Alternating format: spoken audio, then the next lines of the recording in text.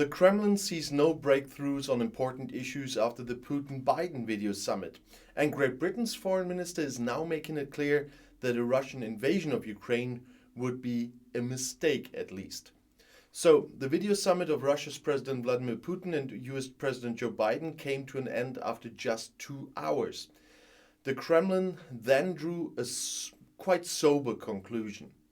I think that this situation is not satisfying either us or the Americans, said the foreign policy advisor Yuri Ushakov, according to the Russian agency Interfax.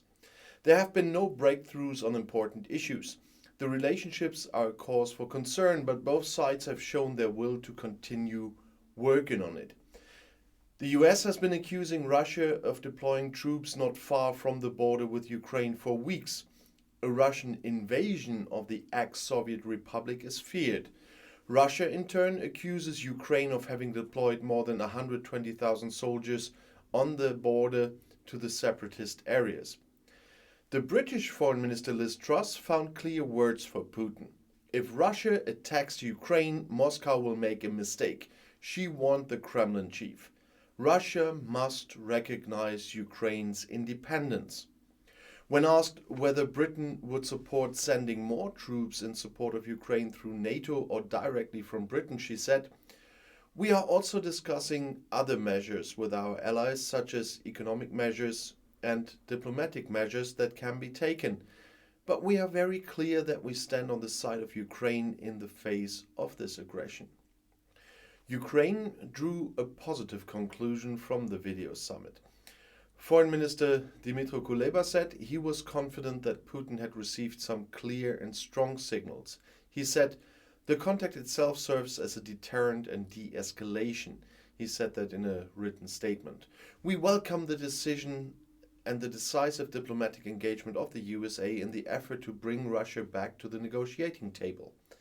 However, priority is given to a deterrent package to prevent Russia from escalating the military struggle."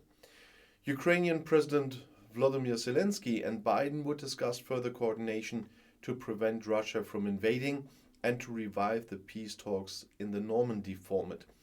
In this so-called contact group, Germany, France, Russia and the Ukraine discuss issues relating to the long-standing conflict in Ukraine. And according to an insider, the US has agreed with Germany to close the controversial Nord Stream 2 pipeline in the event of a Russian invasion of Ukraine. This is what US government representatives have said to MPs, the Reuters news agency learned on Tuesday from a member of Congress. The USA had received corresponding assurances from the German side. However, it is unclear whether both governments have agreed on a definition of an invasion. Under-Secretary of State Victoria Nuland said there would be intensive consultations with the new German government. She believed that Germany would be ready to take significant steps if Russia invaded Ukraine. A European diplomat told Reuters that the US has told its allies that it would impose sanctions on the pipeline anyway in the event of an invasion. This would mean that steps on the German side would be unnecessary. If the USA impose additional sanctions, that is an academic question, said the insider, and nobody will be able to do business with Nord Stream 2 for fear of US sanctions. Well, they did so far. Natural gas is to be transported from Russia to Germany and other European countries through the approximately 1,200 kilometer long double tube. The Federal Network Agency still has to approve the line, by the way. US President Joe Biden and MPs from both major congressional parties have been critical of the gas pipeline for a long time. They fear that Europe will become too dependent on Russia. And US President Joe Biden had warned his Russian colleague Vladimir Putin at their video summit of a military escalation in the Ukraine crisis. In such a case, the US and its allies would react with strong military and other measures, according to the statement by the US presidential office after the 2-hour-long conversation on Tuesday I mentioned earlier. Should the conflict escalate militarily, Russia would expose itself to severe sanctions, including economic ones, said Biden. The US president had expressed the deep concern of the United States and our European allies about the Ukraine crisis, he said. The White House also said that Biden had reiterated his support for the sovereignty and territorial integrity of Ukraine.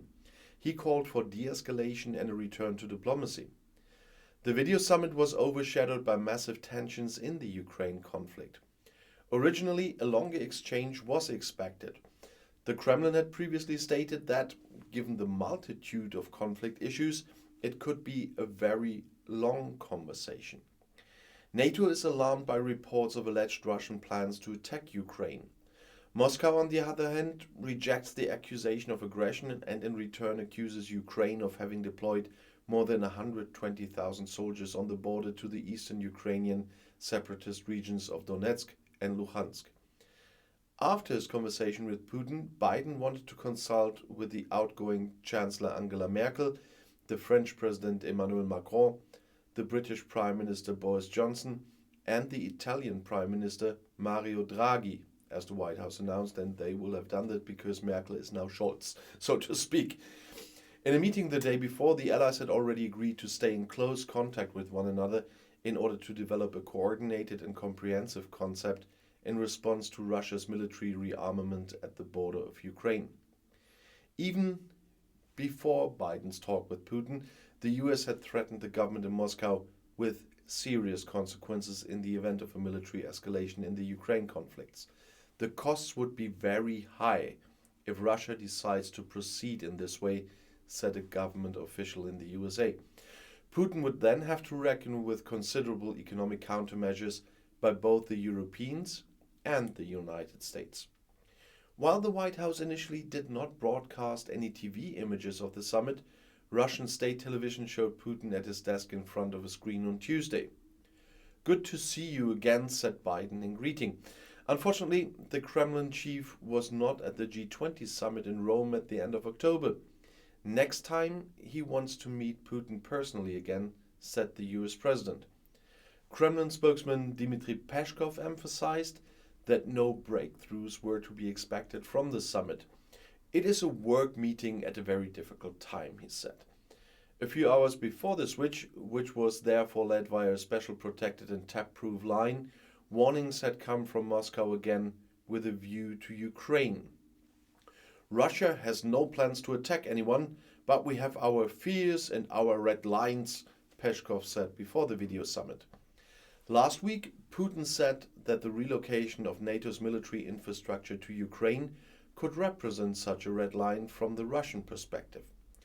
The Kremlin chief spoke out in favor of an end to NATO expansion to the east as agreed in writing.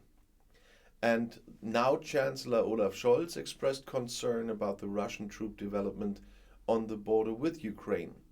Security and cooperation in Europe presuppose principles that were negotiated in the policy of détente and that continue to have an effect today, warned Scholz. He said, "This includes the inviolability of borders." And EU Commission President Ursula von der Leyen threatened Moscow with further sanctions. "The European Union will respond to further aggression from Moscow," she said. Existing sanction regimes could be extended or new punitive measures could be taken. She wanted to underline the unreserved and unshakable support of the EU for Ukraine. Currently, it is Russia's conscious choices and aggressive actions that are further destabilizing Europe's security. In an interview with the US broadcaster CNN, the Ukrainian Defense Minister Alexei Reznikov warned that a Russian invasion of Ukraine would mean a really bloody massacre.